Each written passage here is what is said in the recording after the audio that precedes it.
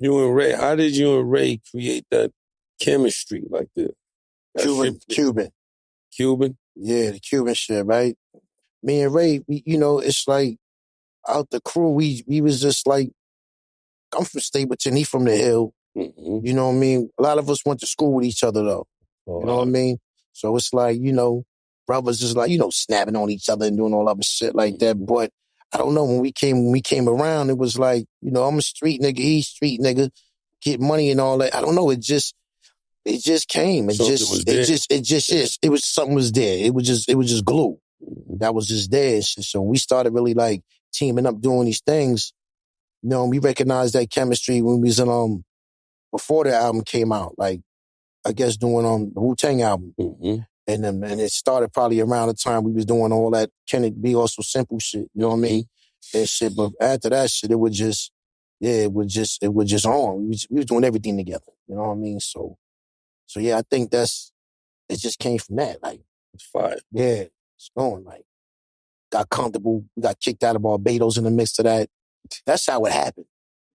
No, it was like, how the hell did y'all get kicked out of Barbados? It was like, nah, because it was like, Ray was up next. You know how the clan was, because, at that time, everybody want to get on. Mm-hmm. But then the clan, it's like you had to respect who's up next. Who's up next? So, Meth was first. Mm-hmm.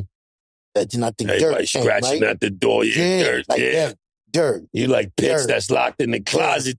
What? Yeah. Can't stop. After Dirt, who was Dirt? Ray? Ray, yeah. Yeah, so then it was like that. And that was going into the prime year, like 94, 95. Mm-hmm. So, we go to Barbados, we pick out the beats first. So I'm like, yeah, that one right there, that. All that fly shit you heard on whatchamacallit, we just took those with us, boom, to Barbados. So we had them shits on. Joe got them, fatigues and all that other shit. Yeah. We got them niggas mad over there. I don't know who it was. Ain't like how y'all looked. Ain't like that. They wasn't with all that. Y'all was on? Nada. They just kept fucking with us. Bam, yo, turn the music down. It's like, yo, we ain't even got that shit. We ain't ready. They just kept fucking with niggas. Then it came like maybe like 3 days later. We was only there for like a hot, maybe like 3 days. But it was my fault though, because I'm trying to go to, when you're young, you're trying to find an exotic place. I told the nigga like, yo, we gonna go to Barbados. Check this shit out. I had a pamphlet. The shit was called the Royal Pavilion. The name was already sounding fly. The brochure looked to fly. Boom. He like, bet. Man, we get out there, it was bullshit. Yo. Bow. Kicked us out. They kept fucking with us, kicked us out. So now we like, damn, where the fuck we gonna go? Steve Rifkin, he like, yo, go to Miami. This and that. That's the best thing he ever said, bro. I think either he said it or Ray said it. We get to Miami, Scarface. It was all Scarface there. You got bricks, niggas finding bricks right across the street on the water and shit. Popping up, 500,000 here and there. You know what I mean? It was Scarface. And that's how them darts came out. Yeah. Boom, darts every day. Bow. I remember we had Becks and Heinekens and drinking mad at them shits. I forgot what hotel we forgot the name. The Pelican Hotel, right up in there like that. Yo, that's where we jotted all that shit down. Everything. Then we came back. We just wrote everything. Yeah. Came back. And laid it down. You know what? Yeah. I see they ask you about this every interview, so I don't really need a big response, right? But, I was there with Steve Rifkin when you blacked out on Hot 97. Like, I was sitting next to Steve's. I was his guest. Right. What's this, the Hot 97 shit? Summer Jam? Yeah, I'm there. Summer Jam. I'm in the crowd. I'm a fan. I'm in the crowd with Steve Rifkin. And I was just like... That's my first Summer Jam. And we get off stage and they come on and they said, oh, God, they went crazy. Right. Yo, we popped this cherry, nigga. Yeah. We popped this cherry. Why y'all flip? Yeah. Hold on, because... Hold on. If I'm not I thought mistaken. wanted the headline, right? Yeah, but I think we went before y'all. And then it's something like that. I remember when we got off, I heard y'all on the mic calling everybody, everything, call them in the... Yeah, bro. Son, that was the worst shit. We shit. popped this cherry, son.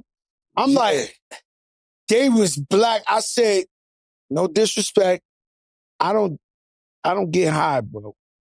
I am so focused at that shit with the shit you saying. I already knew This is political suicide in the music industry. But one thing that taught me, right? Because all these radio stations, they make you believe they are enemies. Yo, they all down. Come here, this is the new power. Right. Yo, the mother stations is whack. It's like, but against y'all, they form Voltron. The enemies of the enemies was like, nah, we ain't playing it. And they basically, the whole country was like a domino effect when it was like, yo, they violating the system. Mm-hmm. Yeah. I knew this was going to be a hard time for y'all. Yeah. You know, I didn't know definitely. that everybody, maybe Hot 97 don't play your shit, but Philly does. They all form Voltron. I never seen them. Hold on, let me hit that. The Democrats and Republicans come together to fuck some people up. Democrats. I'm trying to tell you, Yo, nah, you know right, when though. you get on one radio station, you do the other. You in fucking Norfolk, Virginia. They fuck them, they enemies. And they formed together and said, Wu-Tang. How'd y'all fix that? What? Nah. Y'all had to just wait it out? Nah. Because y'all came back. I didn't really know. It was wild. Maybe I felt Hot 97. I didn't know it was like a wildfire around the country. Everybody. I thought it's just hot. Stop playing it for a little while. Everybody. It was deep. It was deep. I think that was the time when it was just like, yo, y'all was up so much. Like, y'all, everything, bad boy. And it was like, yo, we was just so down here. You know what I mean? I tried to talk to, like, remember Tracy? Yeah. The program, yeah. Tried to talk to her, this and that and the third. She wanted to go out. Like, y'all, wow. She wanted to go to France and shit, man. France? Yeah. Oh, shit. She's trying to take it there. I thought she just wanted to go downtown to the ring. She wanted to go to France. Like, you know, what's up to Tracy? You might have went to France, Ghost. You might have should have took one for the clan. You should have went to France. Yo, man, listen, bro. It ain't happened. So you know what I'm saying? It just, I don't know. I just had to weigh it out. I think maybe when I got to Def Jam and shit, they started like, all right, cool, trying to mend a little bit of shit. But the rest of the clan is like, yo, we was kind of doomed. Like, and then we stopped putting out music like that anyway. Like, you know, it wasn't really like consistent on how we had it at the top. So that's how that shit started like simmering down and shit. But we left Rage Against the Machine. Like, we made it. That's what I was trying to tell you. We had, yo, like, how many of y'all think we should go ahead and do this or just stay over here with Rage? You know what I mean? If we would have stayed with Rage, I think they was saying 97 was like, they ain't gonna fuck with you no more. You know what I mean? So we still, I think majority of us just like, fuck it, let's just go do this. We need these niggas, and then that shit happen. You know what I mean? You know, I love Hot 97 and everything they ever did for me, but they used to play a lot of political games.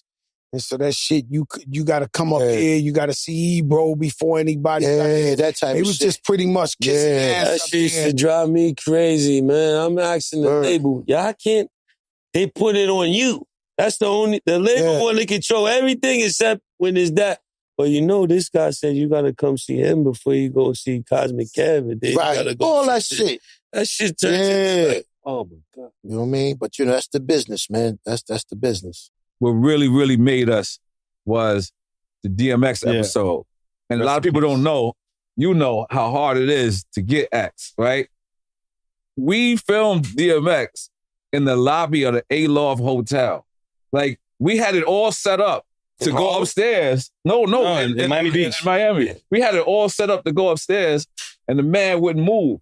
He wanted to play pool. So we just said, we went all the way upstairs, grabbed the equipment, and came downstairs. And if you notice, if you watch that interview, he doesn't really know he's being interviewed.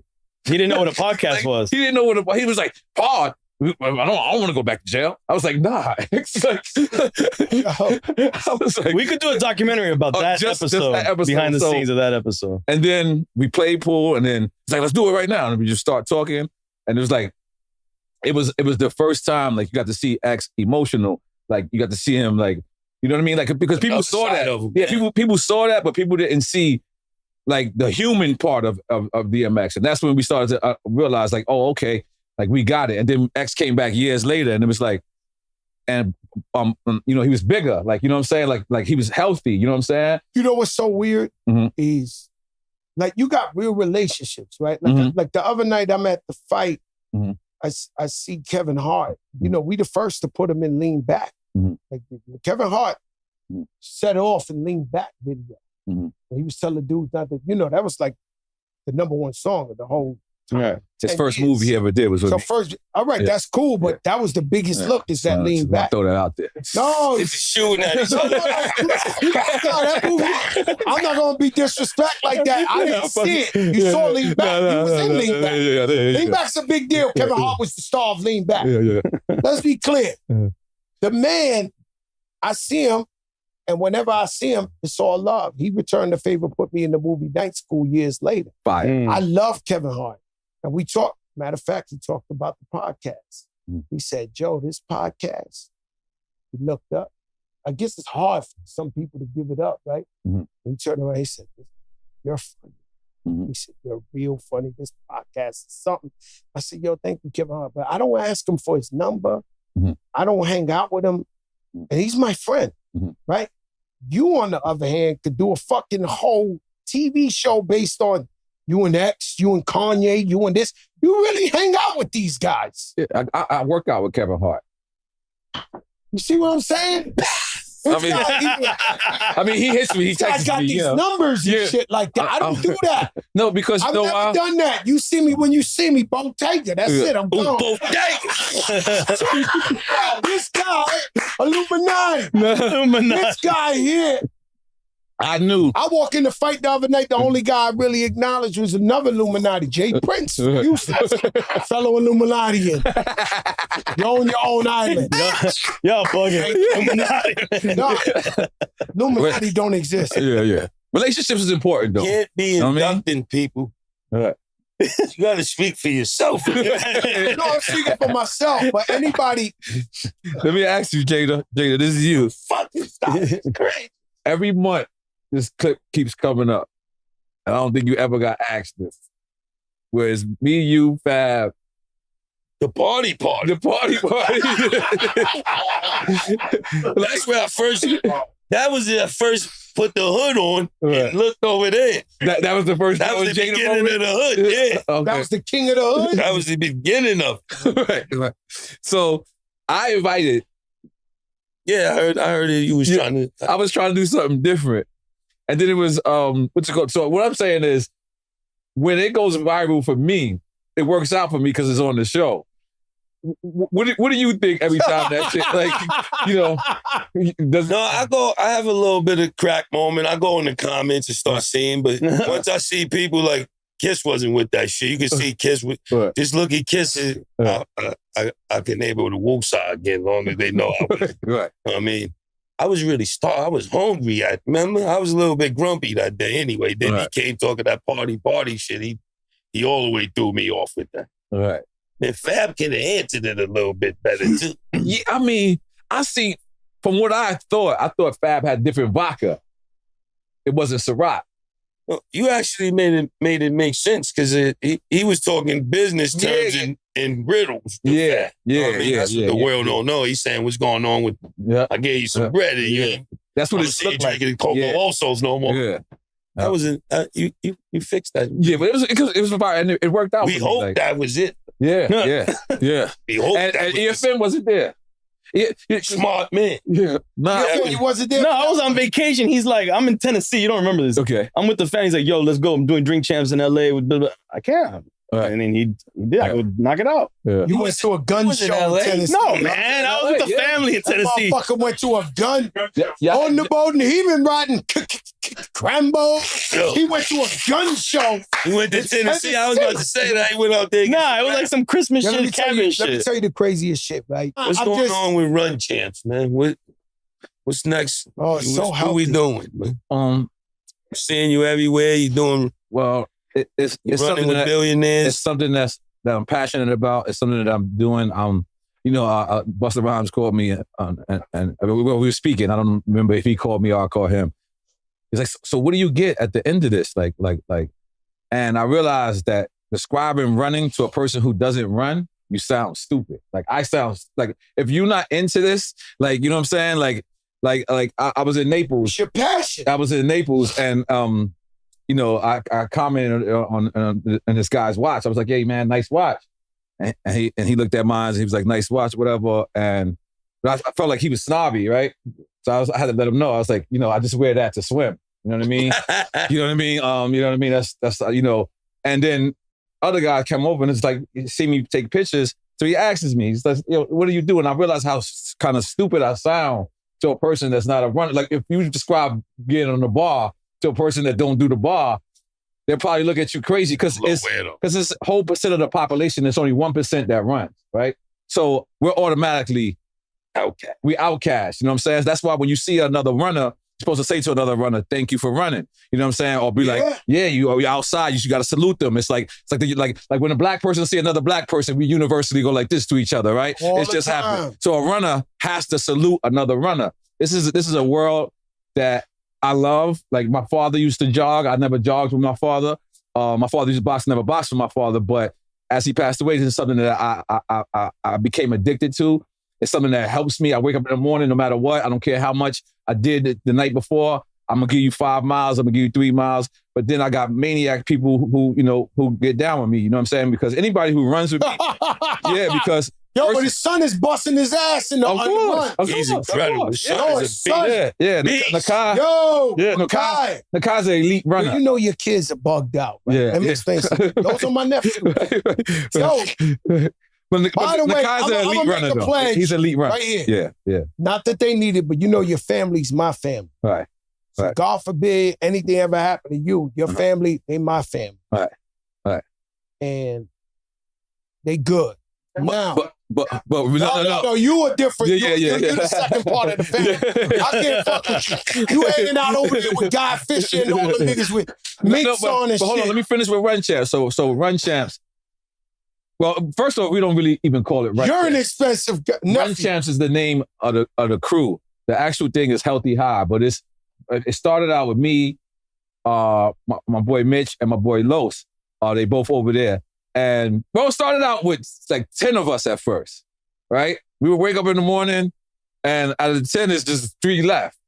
So we were like, wait a minute, we don't want to. And then I forget how Biz and Messa came. I think it was Vegas. Biz and Messa came to Vegas and he ran with Tim's on and we went viral immediately. Biscuit, you been running too? Yeah. So, run with no Tim's no more. Boy. Yeah, he better not. Nah, So we did that, and then what we started to notice is what I just said earlier with Rough Riders. You crazy. Rough Riders would go everywhere, and they would have different chapters everywhere, just similar to like what we did in Germany. But with Run Champs, I've been down at least 27 years, right? My album, NORE, just turned 27 years old, right? On the run eating. On the run eating, which is think about that. Yeah. So think about that, right? So out of all these 27 years career, this is the first time I have never been denied a permit. Like all this famous shit I've been doing, believe it or not, I can't film anywhere I want to because the Nori name was attached to something different. The Run Champs name is so clean. It's so clean. They give me the permit, like we're damn near not paying.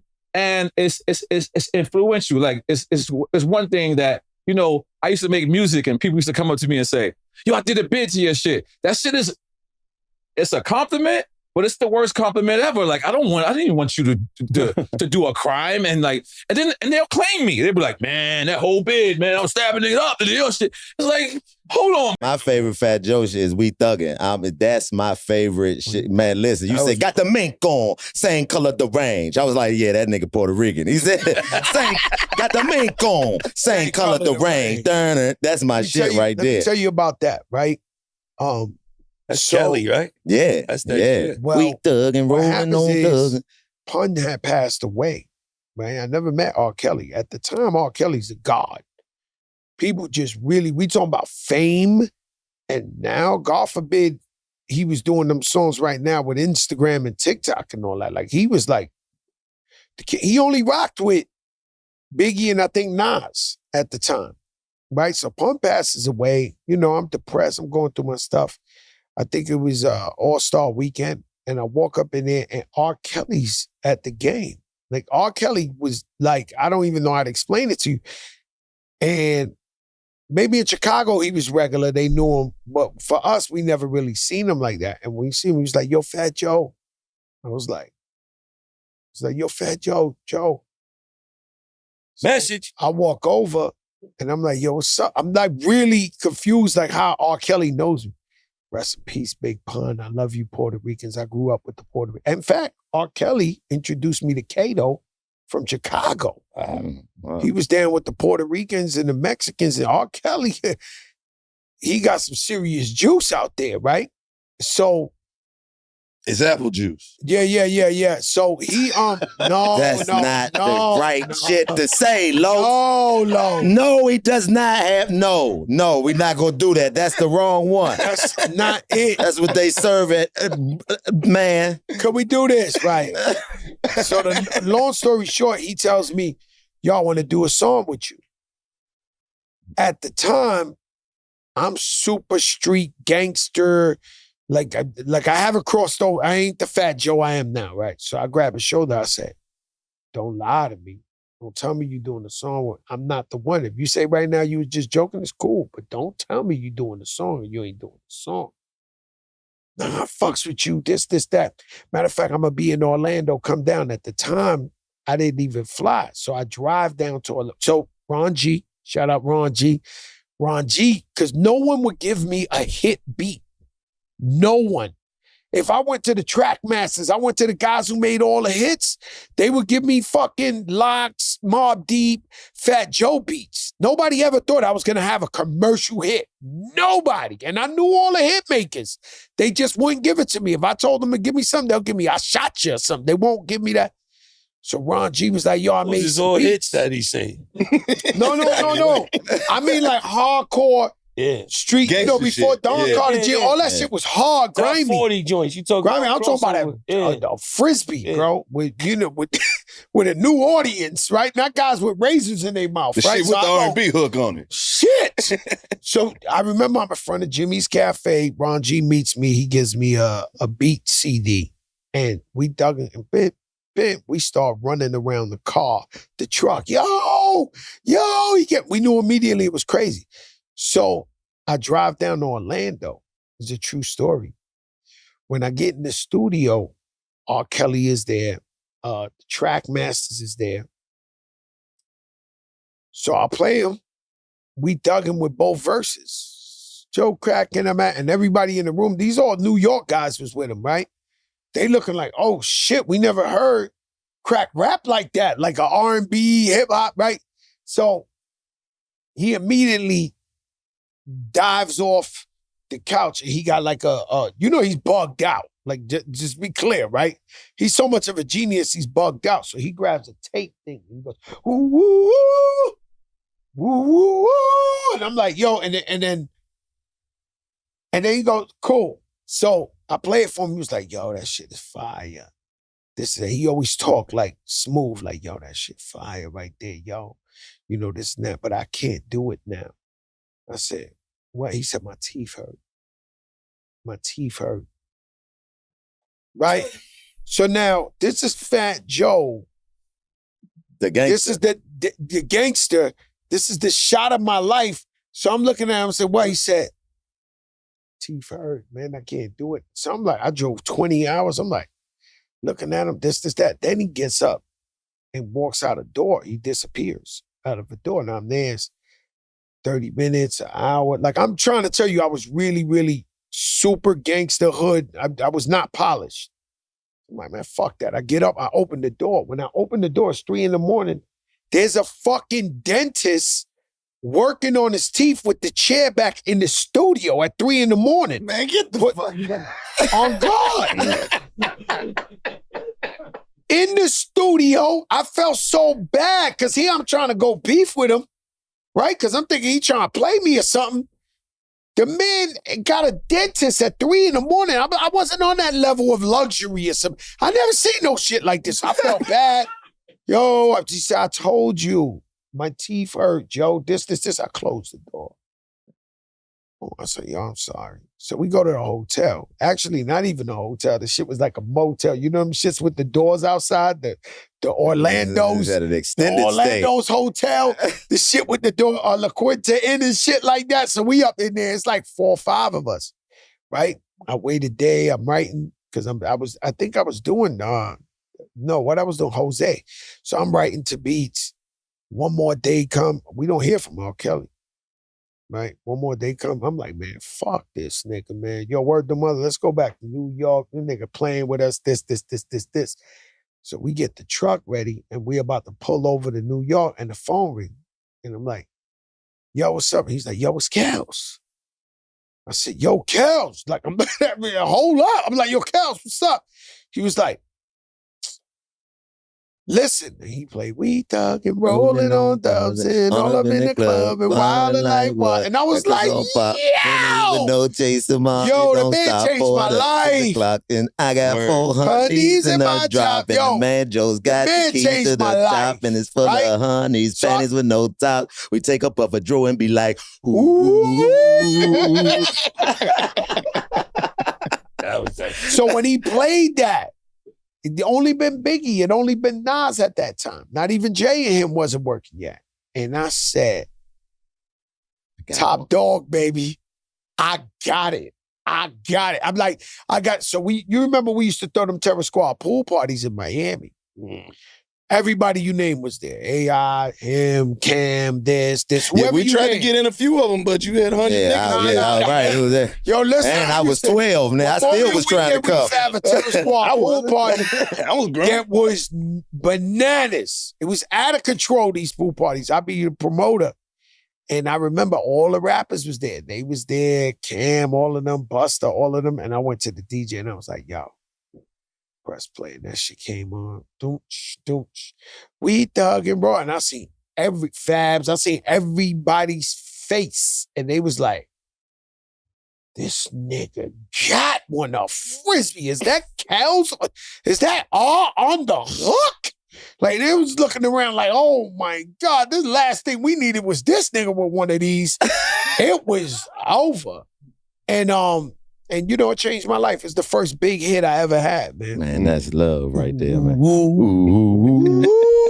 You ever heard that story I said about so I'm in my couch, right? I'm in Miami. I'm by myself. No, there's a good one, Jada. You ain't gotta hide under the hoodie. There's a godly. This is a confession. Right. There's a confession, Jada. You ain't gotta hide the. You ain't gotta testimony, man. This is a testimony. Go ahead. Yeah. I'm in my couch. I'm all alone. Right? So you think Why about. you gotta be so vivid like that? Well, what you want me to do? That's what storytelling. I'm telling you the truth. All right, now, I'm in my couch, go ahead. all alone. And I'm thinking about why life ain't going so good for me, or why I ain't where I want to be, or why, friends ain't really checking up on me, why I'm on one of them moments I'm sitting down and I live 5 minutes from my best friend, Khaled, right? Mm-hmm. So he's up the block. So I'm just sitting there and I'm going through it and it hit me. I said, God, we got to put God first. God is the answer. If we stick with God, it's going to be the truth. It's this and this and that. So it hit me. Amen. Like I finally soaked it in. The stuff I'm talking now, that was the moment. Amen. Right? I rushed to Khaled's house. Right now, Khaled's my little brother I put in the game. He got the $100 million house. He's beyond happy. His own planes. He's living a life 5 minutes away. Right? So I got you. Right? Mm-hmm. So I pull up. Khaled usually got security. Guys with AKs in front of his house, no security. I walk in, he got a staff, 15 people. Nobody working. He usually have his wife and kids there. Nobody's in there. I walk all the way in his house. When I walk in, Khaled's in the jacuzzi by himself looking the other way. So I said, yo, Khaled. He doesn't turn around. I said, I've been speaking to God. And he turns around and jumps up and goes, God is the greatest, God is the greatest, God is the greatest, God is the greatest, God is the greatest, God is the greatest, God is the greatest. He wouldn't stop. God is the greatest. So that's the only, I said, this guy knew all along, this guy knew and never told me. He never sat me down. He said, yo, Joe, look, I know you want to be tough. I know you want to, but this is it. You know what I'm saying? That's why when I found out, I start screaming it to everybody. Yo, you can't help it. You can't help it. Killers, hustlers, everybody. This is the way. You want to be successful? You want to come up? Be loyal to God. But I got upset at Khaled because he knew when all I had to say was, yo, Khaled, he knows my voice. I've been talking to God. He turned around so fast. God is the greatest. God is the greatest. God is the greatest. God is the greatest. God. And I said, yo, amen. This guy knew the secret all along. The code. So that's why we got to, you ain't got to use the hoodie right now. This is a positive. This is a family show, Jadakiss. This is a family show. I'm very rooted in the high spirit myself, man. You know, if you do my background history, I pray for good health, though. You know what I mean? I think money and luxury and watches and all that stuff will come. I pray to be healthy, to be here, have the remaining years with my mom and dad, my kids. Yeah. And I think everything else will fall in line. I love that. You know, after that. That's right. What are some of the things you pray for? Oh, man. I pray for that he draws me closer to him. And that I seek him diligently. The scripture says he is a rewarder of those who seek him diligently. I'm up 3 a.m, like every morning praying, because I get woken up at that time and I get on my face and I pray. I cover all of my family. I cover all of my nieces and nephews. You know, I mean, this is daily. My wife sees me get up at this time every morning. She know I'm going in the closet, close the door behind me. This is every morning. And I think you can pray for whatever you want. There's nothing wrong with praying for things. So that's fine.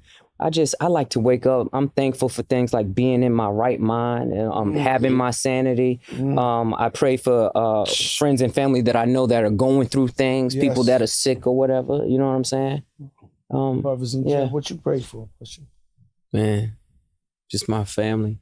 Honestly, just my family. And I just got a whole new outlook with like I said, with a 5-year-old. I got a 5-year-old son. Yeah. So it's, man, I just pray to be here for him the whole time. Yeah. I had to watch this whole ride. Yeah. With this being, since we took a low, we went to the pulpit for a minute. Let's get back to the album. There's a track on the album. That's how you segue. Don't sing. No, birds don't sing. I want to hear. I'm just playing, man. I'm just playing. Parents, man. For sure. Yeah. Our parents passed away 4 months apart. Wow. Yeah. So November 21 and March 22. Yeah. November 21, my mom. March 22, our father. And so Birds Don't Sing is featuring John Legend, Stevie Wonder on the keys. And the song is basically my last conversation with my mom, speaking to it, and his last conversation with our dad. And tough record, man. Super tough record to write. Tough to write, huh? Yeah. I mean, gut-wrenching. The whole time. That's that kind of pain that I need. I can't wait to hear. You need to hear that. And just it actually starts the album. Everybody puts that, puts record like that at the bottom, the last joint. Nah, this joint actually starts the album just to set the tone, to show you the depth and just where we are. How we feeling honestly, before we get into all the chaos. We all know that. We got a lot of friends, but I lost my brother, my father, then my mother, all in like a 4-month radius too. Yeah. So wow. And all my friends, not to say his business in May, it would have been right here. His mom just got sick last night. I think I'm hitting the age where my brother Serge, his mother just passed away 2 days ago. I'm hitting the age where a lot of my friends are starting to lose their parents, and they could really, really use that right, and relate to that, because this is the type of thing I've seen people lose their mind, right? So my biggest fear in life was always, if I lose my mother, am I gonna go crazy? Like literally schizophrenia or some shit like that. Like I had that fear my whole life. And so with friends of mine's lost parents, I would really check in on them, because I'd be like, yo, that's the type of shit that it takes a lot to stop me. It takes a lot. You know, my mom's died the next day we were shooting Joe and Jada. Mm-hmm. It takes a lot. So if I know I'm scared that shit might stop me, I check on my friends. Right. Because that is, that's it to me. Thank God. That's right. Gave me the strength, and I'm still here, and we still working, and we still doing what we got to do. And I'm not going to lie to you. I'm happy. I'm not depressed. I'd rather my parents not suffer than suffer. Right. It might be a cliche, but, if your parents is there suffering, you know what I'm saying? You rather them not suffer, but that's beautiful to you. That's hard. Because I wrote a record to my mom's. She was fully alive, and I was crying the whole time. Yeah, man. You know what I'm saying? Because you think about how your mom sacrificed for you. Yeah. But, I know it was Father's Day. I know me and you, we got some brown socks and some turkey bacon. Fathers never get nothing for Father's Day. But there's nothing like a mother, right? At all. I don't know about you. I don't know. I didn't think I could carry a baby for 9 months. Right. Like, carry a baby for 9 months? Give a baby organs and how hard that. Have you ever, I don't think us men have really, I see some of my friends, they running through 9 kids in a row, like they got her working. And I'm just like, this shit is crazy out here. Like you cannot compare a mother to a father, just my opinion. And I have a great father. Right. Rest in peace. I had a great father, right? He was with us. He never abandoned us. My mom's caught cancer. He never left my mom's. He raised my son Joey. I got too much to be grateful for. But, the mom dukes is it. So I get it. For sure. I'm with you. But, thinking of terrifying events, really makes me think of one guy. There's a historical figure in hip hop. And now that the man blind, he in jail, lost all his money, people use his names in raps and all that. But when Suge Knight had $300 million, they were terrified of this man. Suge was shaking shit up. He was shaking shit. Shaking or super shaking? He was shaking shit. The man goes, now I don't know, right? Because the theory is, I forget what movie it was. I think it was Bronx Tale where he said, I'd rather be feared than love. I used it in I Shot Ya, right? I'd rather be feared than love. Do you truly rather be feared than love in real life? Because this man was so feared that I don't know if I would feel good about myself. I went to an award show one time, and I ain't gonna talk about the Vibe Awards. That would. But I went to an award show. That was the craziest shit. I was there. That's one of the first awards I ever got. The Vibe Awards. You was there? Yeah. When Suge Knight walked in by himself. He scared the whole place with a cigar. You want to talk about that? Alicia Keys running back, she pulled me to the side. Because I told this story before. She was like, yo, bro. I was like, I worship you, Alicia, but you did run past me with the red dress. That Russell Simmons, niggas, all he did was walk in. Everybody ran out the whole shit. There was no violence yet. Everybody was running. Sis was like, yo, she don't appreciate how you put in the story. I said, no, she's my sister and I worship her, but she ran right past me with the red gown on. Like Russell Simmons was tumbling over. It was like the great white shark was in the building. They just let him out of jail. He walked in, he didn't have a gun. His shit was a cigar. He was like this. The whole fucking awards. And I wasn't even talking about that because I don't want to go into that one, right? But matter of fact, I felt, right, because I'm only there with my wife. I think I'm there with Armageddon, Tony. I wasn't there with the goons. but it felt like Saving Private Ryan or something. Like when you see the guy in the middle of a war zone and somebody's standing there and everybody's running, getting, like I'm standing there. I see Nori stood there and it's just everybody was running for no reason. This is before the violence. This is like the minute they saw him. I'm talking about a whole nother time. I'm at a BET Award or something. Then we go to the after they got the restaurant that's open. Got 1,000 people in there. The whole industry. I'm not just talking about rappers. Was in there talking. It was loud. It was this. Next thing I know, the whole restaurant is quiet. And I turn around. The whole restaurant emptied out. It was us eating. And Suge Knight sat down in the table right next to us. Him just walking in the restaurant, the whole restaurant ran out the restaurant.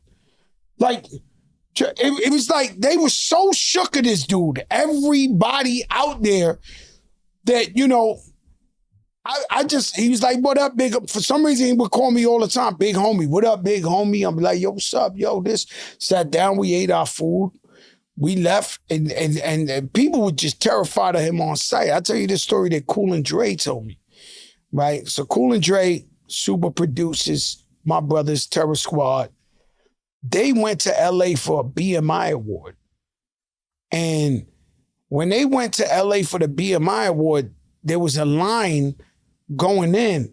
So they stood online thinking that's the line to go in. So all of our favorite rappers and producers and all that was on that line. As they were going in closer and closer, they realized at the front of the line was Suge Knight. And everybody was taking off their earrings politely, their chains, their watches. No way. Okay. No okay. way.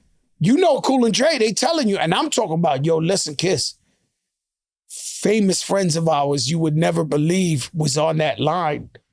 Famous friends was voluntarily on that line running the jewels. And so the line wasn't to the front door, it was a line to Suge Knight. Give me your jury. So Cool and Dre looking, they like, you know, they'll tell you they're not gangsters. They were like, okay, we figured we getting robbed. They got the TS chains on, their Rolex. They go up to the front. Suge Knight is like, ain't you them producers guys with Joey? And then he's like, yeah, you know, Cool and Dre. They was like, yo, you tell a big homie, man, it's all love, this and that. Just walk in, this. So they almost felt like they almost wanted to get robbed with everybody else because everybody else was looking at them like the fix was in, like they was down with the shit. Yo, I'm telling you, had any run-ins with Suge Knight? Did he try to like say, yo, can I sign you or some shit? Because Suge called Sheik mom's crib when we was in like when we was young, right when the Bad Boy deal was on the table. Oh, before you signed the Bad Boy, he heard that you were signing. Somehow he heard, and we was in Sheik's crib watching Video Music Box, and Suge called his crib.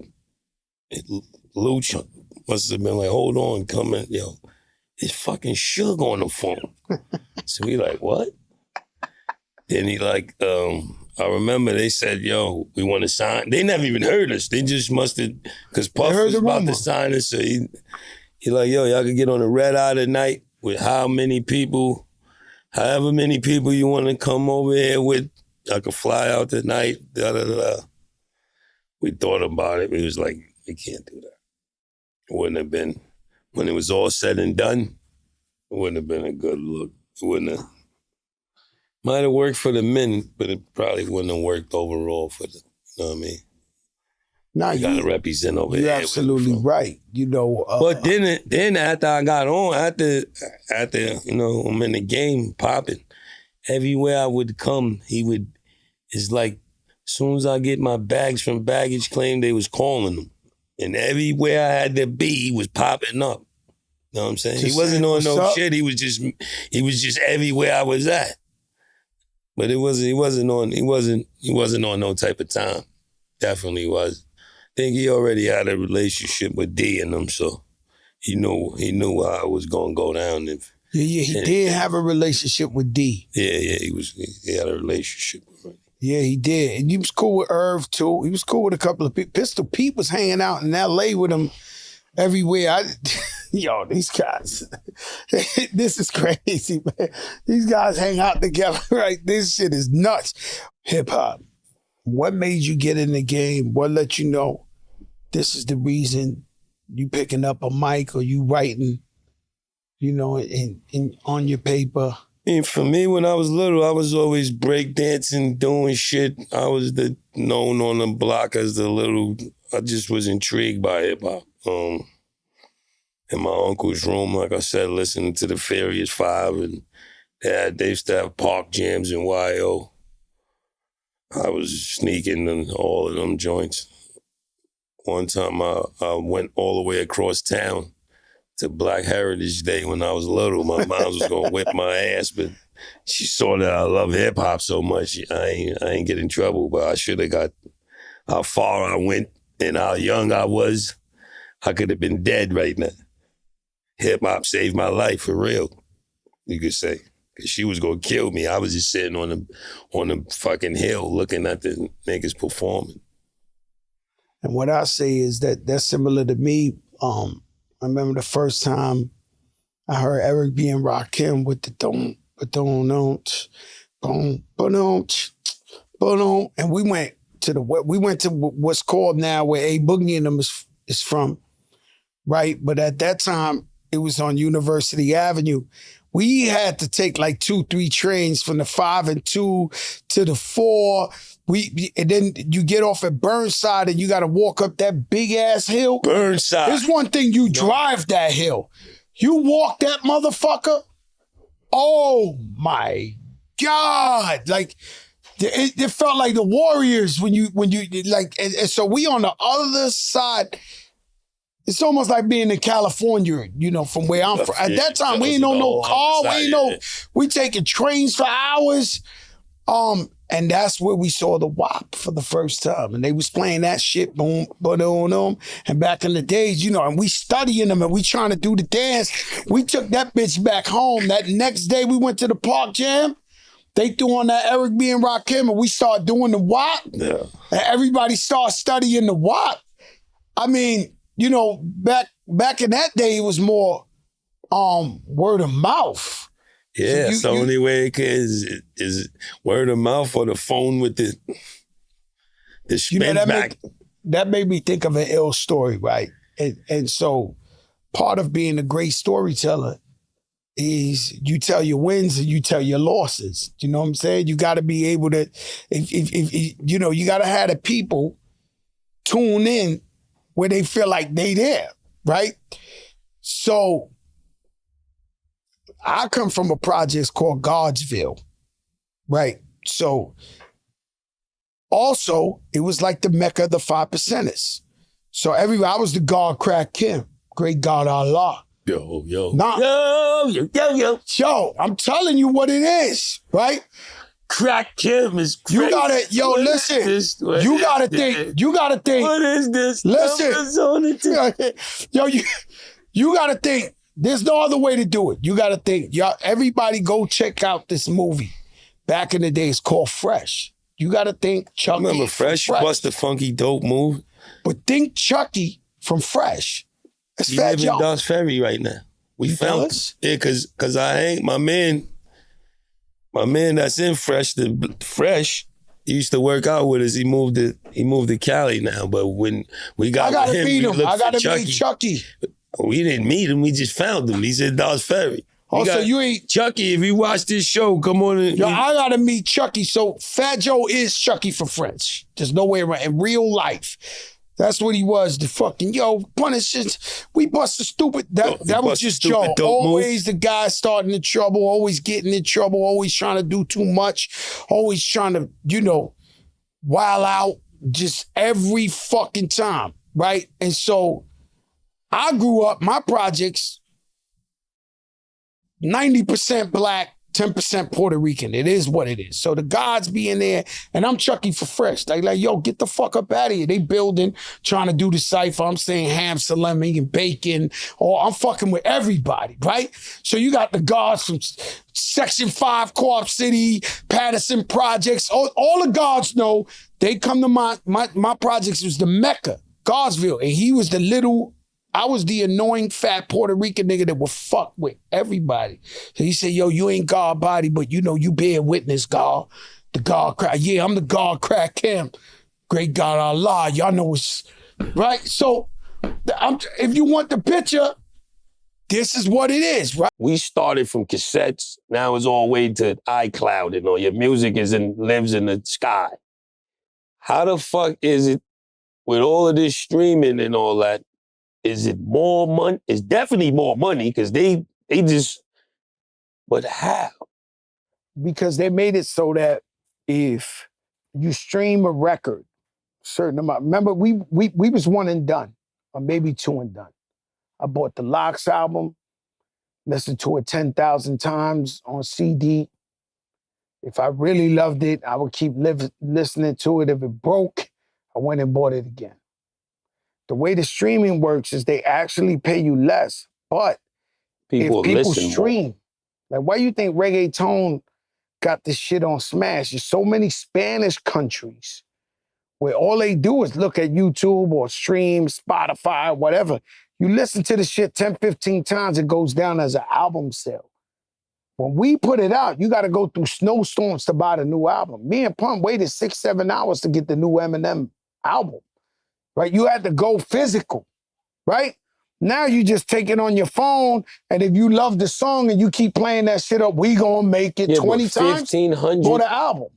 The numbers don't add. 1,500 streams is one spin or one record sale or something. That ain't that. Whoever the fuck made that up, they hate us. No. The whole system been a scam from the beginning. You talking to the wrong guy. The math never added up with the record labels.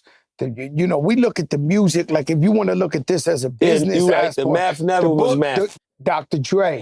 The music, it means everything, but the music is just like a coffee book.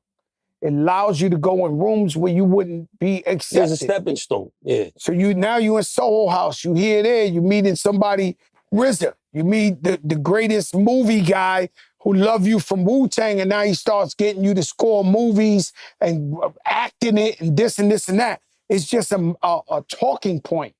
And so with us, we figured out, like you, being around you doing this show, right?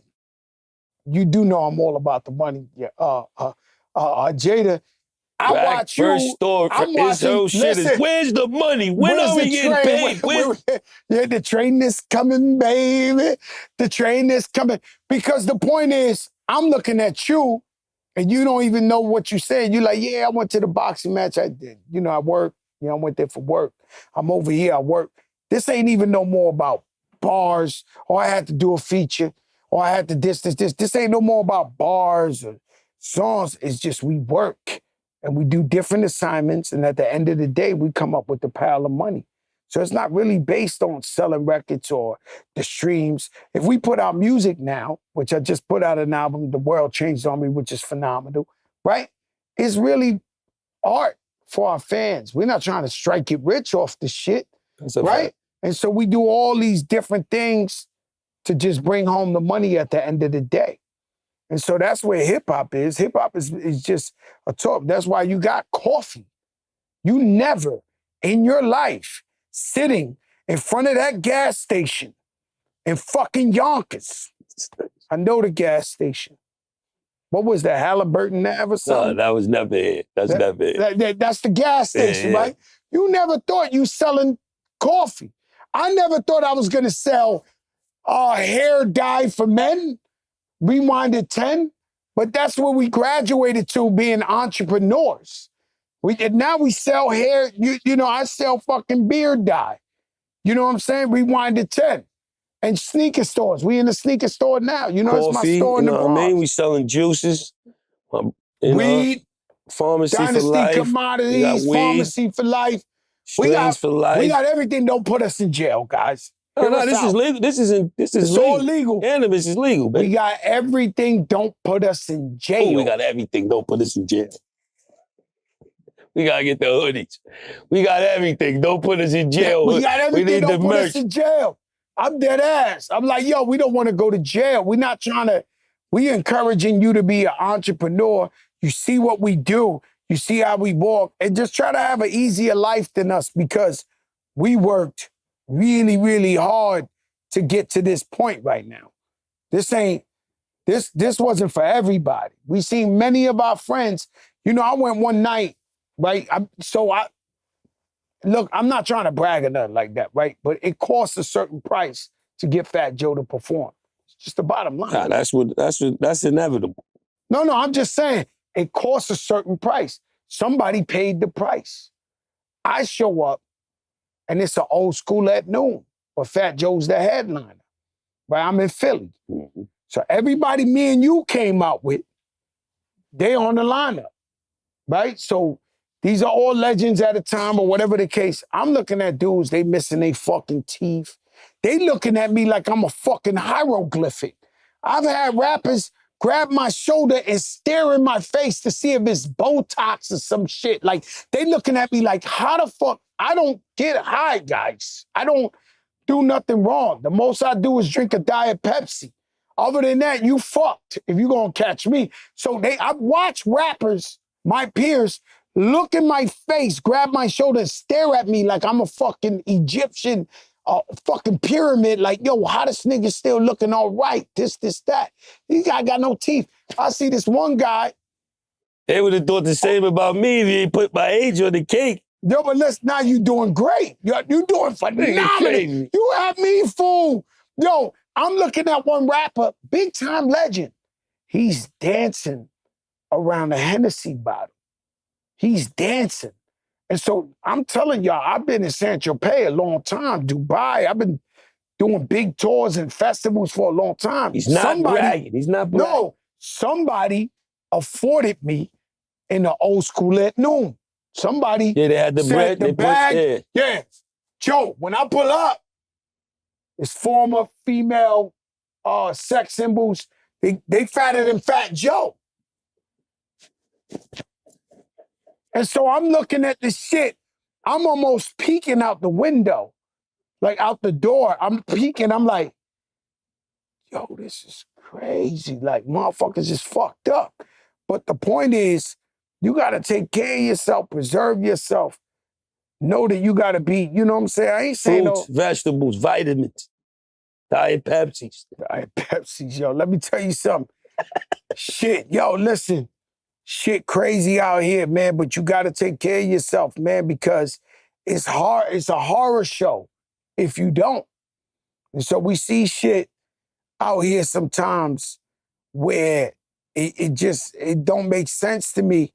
You know, when I see legends looking fucked up, I see people looking fucked up, I see people not taking care of themselves, man. It's just too much shit.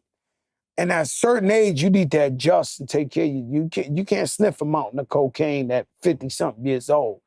You know, you over there thinking you Tony Montana at 30. I'm not advising that you sniff a mountain of cocaine at 50 because your ass is done. I'm not advising you sniff a mountain of cocaine at any age. I'm in my crib, Miami, and I'm always early. Right? I think you beat me here today, right? First time. Factamundo. He beat me here, but I'm always early. So I'm ready. I'm up, ready to shoot the shit from the house. They're like, yo, Jada's a little late. I said, why? He said, he's in the gym. I had to respect that. I said, damn, this guy's in the gym. And for 50 years old, you could do all that shit. I see you up there push-ups and somersaults and shit. You doing some shit on it. One arm. Like, that shit, what the fuck? Was your pops cock diesel or something? Not at all. No, I'm asking you. Nah. So where do you get this shit from? Doing the bar work, the this, the that? I'm looking at you. Jim Jones is cock diesel. It's a snowstorm. He works out every day. He gets it in. No, in the snow, he's doing push-ups. Anyway. Is that something special or something? Like he's doing push-ups in the snow with fucking a chain on him and shit. Like, my thing is, yo. This thing is nuts. Yo, Nah, I be looking at y'all working out. I'm like, yo, this shit crazy, Movement is medicine, I gotta Joe. give it up to you. You know what I mean? Just move a little. Just do a little move. No, I mean, move. walk around. I move. I'm good, bro. Do something. I'm just not cock diesel. I don't believe my body. My body is like Tyson Fury. You see? That was a good comparison. No. Oh, shit. That was the second best thing he ever said. Let me tell you something. He'll knock you out. Hell yeah. But he look flabby and sick. Like you looking at Tyson Fury. See, you don't look flabby and sick. No, I don't look flabby and sick, but the man looked like he was the chair. He retired. Oh, he's still fighting. The man can't get a six-pack. He knocked mad niggas up. Shit in there. Yeah. Right? Yeah. So I'm like that. You know, I'm not cock diesel. I'm not hanging off the side of a building. Make sure that's the clip. Listen. That gotta be a clip. I'm like Tyson Fury. That was the hardest. I'm trying to get crazy and shit. That ain't this. It's crack and kiss, goddammit. Nigga.